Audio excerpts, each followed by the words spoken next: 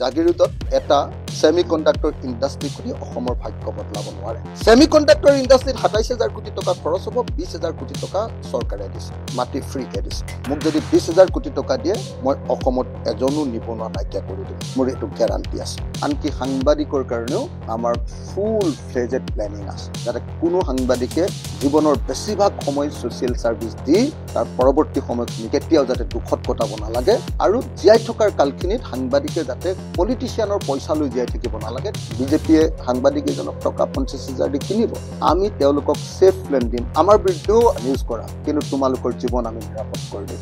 বিজেপিয়ে কংগ্ৰেছে অসমীয়া মানুহক আনৰ ওপৰত নিৰ্ভৰশীল কৰি হিতাধিকাৰী কৰি থৈছে। আমি কৈছোঁ যে প্ৰত্যেকজন অসমীয়াক প্ৰফেচনেল কৰিব লাগিব। আমি অসমক এতিয়া ভেকুলীৰ বিয়া পতা ৰাজ্যৰ পৰা প্ৰত্যেকডৰা পথাৰত পানী দি প্ৰত্যেক বছৰতে ৩বাৰ খেতি কৰা ৰাজ্যত পৰিণত কৰিম। হিমন্ত বিশ্ব শৰ্মাৰ সপোন যেতিয়া এটা মোবাইল ফোন দিয়া এগৰাকী মহিলাক, আমাৰ সপোন হ'ল অসমৰ প্ৰত্যেকজন মানুহক এটা এটা চাকৰি দিয়া। অসমৰ প্ৰত্যেকজন খেতিয়কক আমি তেওঁলোকৰ ফচলৰ উপযুক্ত দাম দিম। হিমন্ত বিশ্ব শৰ্মাৰ নিচিনাকে অকল ধান কিনিম এনেকুৱা নহয়, আমি চিষ্টেম কৰি দিম। কোনো ব্যৱসায়ীয়ে অসমত খেতিয়কক ঠগি লৈ বস্তু কিনিব নোৱাৰিব। আজি মই এই চোলা কিনিছোঁ আমাজনত, এই পেন কিনিছোঁ মই ফ্লিপকাৰ্টত, দ্বিতীয় বস্তু কিনিছোঁ মই সকলোবিলাক আজিৰ দিনটোত শ্বপিং মলবিলাক ৰিলায়েন্সৰ, টাটাৰ। তেতিয়াহ'লে অসমৰ কোনজন বেপাৰী ইয়াত সুবিধা পাব? বিজেপিয়ে অনলাইন কৰি ভাৰতবৰ্ষৰ প্ৰত্যেকজন খুচুৰা ব্যৱসায়ীক ধ্বংস কৰি দিলে, অসমৰ অৰ্থনীতি ধ্বংস কৰি পেলাইছে, এওঁলোকে দেশক বিক্ৰী কৰি দিছে। আমি তাৰ বিপৰীতে কৈছোঁ যে ৰাইজৰ দল যিদিনা আহিব, অসমৰ ব্যৱসায়ী মানুহৰ হাতলৈ আনিম, আৰু অসমৰ প্ৰত্যেকজন ব্যৱসায়ীক আমি প্ৰফেচনেল কৰিব দিম। এনেকুৱা এটা ৰাজনৈতিক দলৰ নাম কওক, এনেকুৱা এজন ৰাজনৈতিক নেতাৰ নাম কওক যি এই কথা ক'ব পাৰে। তেওঁলোকৰ ইয়াৰ কাৰণে প্লেন আছে, আমি কিতাপ লিখি তাৰ প্লেন বনাই দিছোঁ। অন্য কোনো ৰাজনৈতিক দলৰ এই ভিজনাৰী প্ৰগ্ৰেম আছে যদি মোক দেখুৱাওক, আৰু এই ভিজনাৰী প্ৰগ্ৰেমৰ বাহিৰে অসমক পৰিৱৰ্তন কৰাৰ, প্ৰকৃত অৰ্থত অসমক আগুৱাই নিয়াৰ কিবা যদি প্ৰজেক্ট কাৰবাৰ আছে মোক দেখুৱাই দিয়ক। মই প্ৰত্যাহ্বান জনাই ক'ব পাৰোঁ যে বিজেপিয়েও নোৱাৰে, কংগ্ৰেছেও নোৱাৰে, আনকি বামপন্থী দলবিলাকেও অসমৰ প্ৰত্যেকজন মানুহৰ কল্যাণৰ কাৰণে কোনো ভিজনাৰী প্ৰগ্ৰেম দেখুৱাব পাৰে। এই চিৰিয়াছ কথাবিলাক পেপাৰত নোলায়, টিভিত নোলায়, এই চিৰিয়াছ কথাবিলাকক লৈ আলোচনা হ'ব লাগে। মই আপোনালোকক হাতজোৰ কৰি অনুৰোধ জনাইছোঁ, আপোনালোকে বাকী যি নিউজ দিয়া দি থাকক, কিন্তু মোৰ এই ৪টা কথা অসমৰ মানুহক জনাই দিয়ক। তো এই প্লেনিং লৈ আগবঢ়াই এটা ৰাজনৈতিক দল হ'ল ৰাইজৰ দল। সেইকাৰণে আমাক বিজেপিয়ে বিৰোধিতা কৰে, বিজেপিয়ে আমাক খতম কৰিব খোজে, আৰু একেটা সময়তে কংগ্ৰেছেও আমাক গ্ৰহণ কৰিব নোখোজে। কেলে? তেওঁলোকে জানে যে ৰাইজৰ দল যদি আহিবলৈ হয়, তেতিয়াহ'লে এওঁলোকৰ যি ভিজন আছে আৰু এওঁলোকৰ যুদ্ধৰ যি প্ৰস্তুতি আছে, এই প্ৰস্তুতিত কংগ্ৰেছ টিকিব নোৱাৰে। সেইকাৰণে চাৰিওফালে ৰাইজৰ দলৰ বিৰুদ্ধে কংগ্ৰেছে বদনাম ৰচনা কৰি আছে। অথচ সকলোৱে জানে যে কংগ্ৰেছ দলে আমাৰ এলায়েন্স ভাঙি দিছে।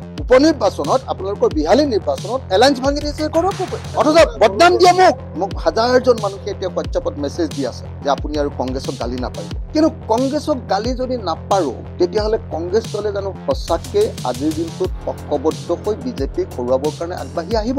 আজিৰ দিনটোত কংগ্ৰেছৰ সঁচাকে বিজেপিক খেদিবৰ কাৰণে এটা ইউনাইটেড তেওঁলোকৰ একশ্যন প্লেন আছে নেকি? কংগ্ৰেছক এবাৰ সোধক, তেওঁলোকৰ এনেকুৱা স্পষ্ট ভিজন আছে নেকি? যিহেতু ভিজন নাই, তেওঁলোকৰ নিজৰ ভিতৰত কাজিয়া লাগি থাকে, গতিকে সমালোচনা নকৰিলে মই কেনেকে জীয়াই থাকিম? মই যেতিয়া সংখ্যালঘু এলেকা এটাত যেতিয়া সোমাই গৈ ৰাইজৰ দলক এষ্টাব্লিছ কৰিব লাগে, মই কংগ্ৰেছক তেল মাৰিতো নোৱাৰো। আৰু কংগ্ৰেছ দলে যদি ভাবি থাকে যে সংখ্যালঘুটো তেওঁলোকে কিনি থৈছে, তাত বেলেগ কোনো দলৰ এণ্ট্ৰি নাই, তেতিয়াহ'লেতো নহ'ব। কংগ্ৰেছৰ জমিদাৰী ৰক্ষা কৰিবৰ কাৰণেতো ৰাইজৰ দল জন্ম দিয়া নাই। ৰাইজৰ দল জন্ম দিছো অসমক নতুনকে গঢ়িবৰ কাৰণে, আৰু অসমক নতুনকে গঢ়িবৰ কাৰণে যদি কংগ্ৰেছ দলে ৰাইজৰ দলক সহযোগিতা নকৰে, তেতিয়াহ'লে কংগ্ৰেছ দলক মাজে মাজে সমালোচনা কৰিম। একচুৱেলি ২০২৬ৰ কাৰণে আমাৰ ৰাইজৰ দলটো খুব শক্তিশালীভাৱে ভালকে এবাৰ আত্মপ্ৰকাশ কৰিবৰ কাৰণে আমি চিষ্টেমেটিকেলি কাম কৰি আছো। গতিকে অলপ আন ৰাজনৈতিক দলৰ পৰা আৰু আন ৰাজনৈতিক দলৰ সমৰ্থকৰ পৰা আমাৰ ওপৰত অলপ বেছিকে হেঁচা আছে। এফালেদি উন্মাদ ধৰ্মীয় ৰাষ্ট্ৰীয়তাবাদ বিজেপিৰ, আনফালেদি ট্ৰেডিশ্যনেল ৰাষ্ট্ৰীয়তাবাদী দল কংগ্ৰেছ, এই দুয়োটাৰ প্ৰতি মানুহৰ আগ্ৰহ যি সময়ত কমি আহিছে, সেই সময়ত প্ৰগতিশীল আৰু ভিজন থকা অসমত এটা নতুন শক্তিশালী আঞ্চলিক দলৰ বিকাশ আৰু সবলীকৰণ আৰু জন্ম হবলৈ গৈ আছে। আমি অসমত কি কৰিম সেই কথাটো আগতীয়াকে কৈ দিছো। মই প্ৰত্যাহ্বান জনাই ক'ব পাৰো যে বিজেপিও নোৱাৰে অসমখন কেনেকে আগবঢ়াই নিব এই কথা ক'বলৈ, কংগ্ৰেছেও নোৱাৰে, আনকি বামপন্থী দলবিলাকেও অসমৰ কাৰণে, অসমৰ প্ৰত্যেকজন মানুহৰ কল্যাণৰ কাৰণে কোনো ভিজনাৰী প্ৰগ্ৰেম দেখুৱাব নোৱাৰে। ৰাইজৰ দলে একদম প্ৰগ্ৰেম ৪টা কৈ দিছো মই, এই ৪টা প্ৰগ্ৰেম হলেই অসমখন উন্নতিৰ নেক্সট ষ্টেজলৈ যাব। ১ নম্বৰটো হ'ল যে অসমীয়া মানুহক আমি প্ৰফেশ্যনেল কৰি তুলিব লাগিব বিজেপিয়ে কংগ্ৰেছে অসমীয়া মানুহক আনৰ ওপৰত নিৰ্ভৰশীল কৰি হিতাধিকাৰী কৰি তোলে আমি কৈছো যে অসমীয়া জাতিৰ ফাৰ্ষ্ট কামটো হ'ব লাগে যে প্ৰত্যেকজন অসমীয়াক প্ৰফেশ্যনেল কৰি তুলিব লাগে professional in agriculture professional in business professional in every profession তো এই কামটো কৰিবৰ কাৰণে আমি প্ৰথম এগ্ৰিকালচাৰৰ কথা কৈছো যে আমি অসমৰ এগ্ৰিকালচাৰ ব্যৱস্থাটো বদলাই পেলাম আমি অসমক এতিয়া ভেকুলীৰ বিয়া পতা ৰাজ্যৰ পৰা প্ৰত্যেকটা পথাৰত পানী দি প্ৰত্যেক বছৰতে 3 বাৰ খেতি কৰা ৰাজ্যত পৰিণত কৰি ৰাউণ্ড দা ইয়াৰ কালি গৈছো অন্য কোনো ৰাজনৈতিক দলৰ এই ভিজনাৰী প্ৰগ্ৰেম আছে যদি মোক দেখুৱাওক আৰু এই ভিজনাৰী প্ৰগ্ৰেমৰ বাহিৰে অসমক পৰিৱৰ্তন কৰাৰ প্ৰকৃত অৰ্থত অসমক আগুৱাই নিয়াৰ ওৱান ষ্টেপ ফৰৱাৰ্ড কৰাৰ কিবা যদি প্ৰজেক্ট কাৰবাৰ আছে মোক দেখুৱাই দিয়ক এই সিৰিয়াছ কথাবিলাক পেপাৰত নোলায় টিভিত নোলায় এই সিৰিয়াছ কথাবিলাকক লৈ আলোচনা হ'ব লাগে যে ৰাইজৰ দলে কৈছে যে 4টা প্ৰগ্ৰেম কৰি অসম বদলাম কংগ্ৰেছে দেখুৱাওক হিমন্ত বিশ্ব শৰ্মাৰ সপোন যেতিয়া এটা মোবাইল ফোন দিয়া এগৰাকী মহিলাক আমাৰ সপোন হ'ল অসমৰ প্ৰত্যেকজন মানুহক এটা চাকৰি দিয়া আমি কৈছো যে অসমত আমি প্ৰত্যেকখন গাঁৱত প্ৰত্যেকখন চাহ বাগিচাত অসমৰ প্ৰত্যেকটো টাউনৰ বস্তি এলেকাত সৰু সৰু ক্ষুদ্ৰ উদ্যোগ MSME তৈয়াৰ কৰি প্ৰতিষ্ঠা কৰিম আৰু অসমৰ কোনো মানুহে যাতে দৈনিক হাজিৰা কৰি মিস্ত্ৰীৰ লগত যোগালী কৰি ডেকা ল'ৰাবিলাকে শিক্ষিত ল'ৰা ছোৱালীবিলাকে কটাব নালাগে বেংগলোৰ বা চেন্নাইত গৈ যাতে তেওঁলোকে সিকিউৰিটি গাৰ্ড কৰিব নালাগে অসমতে যাতে তেওঁলোকৰ জীৱন নিৰ্বাহৰ উপায় পায় তাৰ ব্যৱস্থা আমি কৰিম মোক এনেকুৱা এটা ৰাজনৈতিক দলৰ নাম কওক এনেকুৱা এজন ৰাজনৈতিক নেতাৰ নাম কওক যি এই কথা ক'ব পাৰে তেওঁলোকৰ ইয়াৰ কাৰণে প্লেন আছে আমি কিতাপ লিখি তাৰ প্লেন বনাই থৈছো অসমৰ প্ৰত্যেকজন খেতিয়কক আমি তেওঁলোকৰ ফচলৰ উপযুক্ত দাম দিম হিমন্ত বিশ্ব শৰ্মাৰ নিচিনাকে অকল ধান কিনিম এনেকুৱা নহয় আমি সিস্টেম কৰি তুলিম কোনো ব্যৱসায়ীয়ে অসমত খেতিয়কক ঠগি লৈ বস্তু কিনিব নোৱাৰিব আন কাৰোবাৰ এনেকুৱা ভিজন আছে যদি আপোনালোকে দেখুৱাই দিয়ক অসমৰ বিজনেছ আজি অসমৰ মানুহৰ হাতত নাই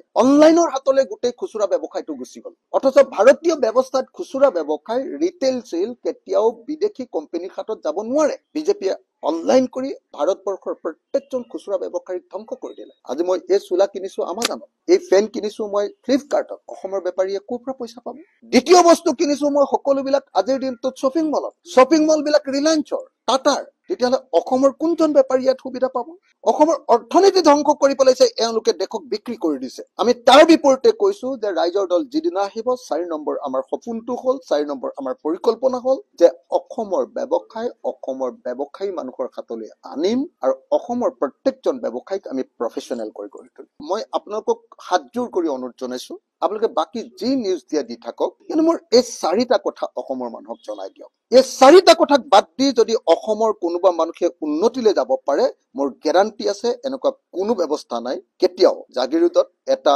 সেমিকন্ডাক্টৰ ইণ্ডাষ্ট্ৰি খুলি অসমৰ ভাগ্য বদলাব নোৱাৰে সেমিকন্ডাক্টৰ ইণ্ডাষ্ট্ৰিত 27,000 কোটি টকা খৰচ হ'ব 20,000 কোটি টকা চৰকাৰে দিছে মাটি ফ্ৰীকে দিছে মোক যদি 20,000 কোটি টকা দিয়ে মই অসমত এজনো নিবনুৱা নাইকিয়া কৰি দিম এজনো নিবনুৱা কোনো নাথাকিব প্ৰত্যেকজনে কাম পাব মোৰ এইটো গ্যাৰান্টি আছে সেইকাৰণে মই আপোনালোকক কৈছো যে এটা নতুন ধৰণৰ নতুন চিন্তাৰ ভিজনাৰী আঞ্চলিক ৰাজনৈতিক দল ওলাই আহিছে সেইকাৰণে আমাক বিজেপিয়ে বিৰোধিতা কৰে বিজেপি আমাক খতম কৰিব খোজে আৰু একেটা সময়তে কংগ্ৰেছেও আমাক গ্ৰহণ কৰিব নোখোজে কেলে তেওঁলোকে জানে যে ৰাইজৰ দল যদি আহিবলৈ হয় তেতিয়াহ'লে এওঁলোকৰ যি ভিজন আছে আৰু এওঁলোকৰ যুদ্ধৰ যি প্ৰস্তুতি আছে এই প্ৰস্তুতিত কংগ্ৰেছ টিকিব নোৱাৰে সেইকাৰণে চাৰিওফালে ৰাইজৰ দলৰ বিৰুদ্ধে কংগ্ৰেছে বদনাম ৰচনা কৰি আছে কংগ্ৰেছৰ সমৰ্থকসকলে মোৰ বিশ্বাসযোগ্যতা নাই এনেকুৱা ধৰণৰ কথা কৈ আছে অথচ সকলোৱে জানে যে কংগ্ৰেছ দলে আমাৰ এলায়েন্স ভাঙি দিছে উপনিৰ্বাচনত আপোনালোকৰ বিহালী নিৰ্বাচনত এলায়েন্স ভাঙি দিছে গৌৰৱ গগৈ অথচ বদনাম দিয়া মোক মই আপোনাক সেইকাৰণে কৈছো প্ৰথম কথা যে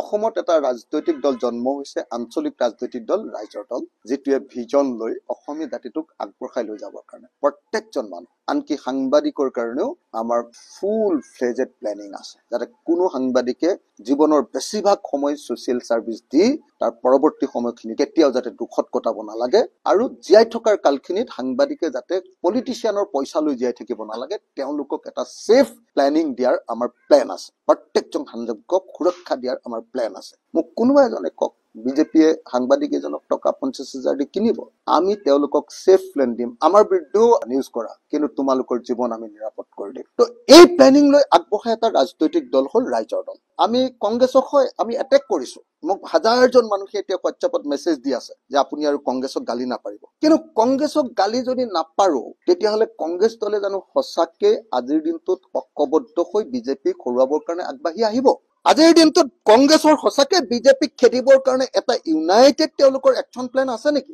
আজিৰ দিনটোত ৰাইজৰ দলে তিনিটা বস্তু ঠিক কৰি লৈছো যে 2026 চনৰ নিৰ্বাচনৰ কাৰণে তিনিটা ষ্ট্ৰেটেজি কৰিম। বিজেপিয়ে কৰা কৰাপশ্যন, বিজেপিয়ে কৰা জনগণ বিৰোধিতা, সেই আটাইবিলাকৰ আমি ব্যাপক প্ৰচাৰ কৰিম। নাম্বাৰ 1। নাম্বাৰ 2, আমি ইউনাইটেড ফ্ৰণ্ট কৰিম, তাত কোনো কম্প্ৰমাইজ নহব, কংগ্ৰেছৰ লগত আমি থাকিমেই। নাম্বাৰ 3, আমি কৈছো যে ভৱিষ্যতে অসম কেনেকৈ বনাম তাৰ আমি 4 তৰপীয়া কাৰ্যসূচী তৈয়াৰ কৰিম। কংগ্ৰেছক এবাৰ সোধক, তেওঁলোকৰ এনেকুৱা স্পষ্ট ভিজন আছে নেকি? যিহেতু ভিজন নাই, তেওঁলোকৰ নিজৰ ভিতৰত কাজিয়া লাগি থাকে, গতিকে সমালোচনা নকৰিলে মই কেনেকে জীয়াই থাকিম? মই যেতিয়া সংখ্যালঘু এলেকা এটাত যেতিয়া সোমাই গৈ ৰাইজৰ দলক এষ্টাব্লিছ কৰিব লাগে, মই কংগ্ৰেছক তেল মাৰিতো নোৱাৰো, কংগ্ৰেছৰ পক্ষত কথা কৈতো নোৱাৰো, মনে মনে বহি থাকিতো মোৰ দলক প্ৰতিষ্ঠা কৰিব নোৱাৰো। আৰু কংগ্ৰেছ দলে যদি ভাবি থাকে যে সংখ্যালঘুটো তেওঁলোকে কিনি থৈছে, তাত বেলেগ কোনো দলৰ এন্ট্ৰি নাই, এইবুলি যদি ভাবি থাকে, তেতিয়াহ'লেতো নহব। তেতিয়াহ'লে তেওঁলোকৰ জমিদাৰী ৰক্ষা কৰিবৰ কাৰণে আমাৰ দলটো জন্ম দিয়া নাই, কংগ্ৰেছৰ জমিদাৰী ৰক্ষা কৰিবৰ কাৰণেতো ৰাইজৰ দল জন্ম দিয়া নাই। ৰাইজৰ দল জন্ম দিছো অসমক নতুনকে গঢ়িবৰ কাৰণে, আৰু অসমক নতুনকে গঢ়িবৰ কাৰণে যদি কংগ্ৰেছ দলে ৰাইজৰ দলক সহযোগিতা নকৰে, তেতিয়াহ'লে কংগ্ৰেছ দলক মাজে মাজে সমালোচনা কৰিম। সমালোচনা কৰিলে কিছুমানে বেয়া পাব। কোনে পাব? প্ৰতিষ্ঠিত ট্ৰেডিশ্যনেল ৰাজনৈতিক শক্তিবিলাকে। কিন্তু যিবিলাকে জানে যে ইয়াত আঞ্চলিক শক্তিৰ বেছি প্ৰয়োজন, জাতীয়তাবাদী দেশপ্ৰেমিক শক্তিৰ বেছি প্ৰয়োজন, অসমক বদলাই দিব পৰা শক্তিৰ বেছি প্ৰয়োজন, সেইবিলাকে সদায় ৰাইজৰ দলৰ প্ৰতি চাপোৰ্ট ৰাখে।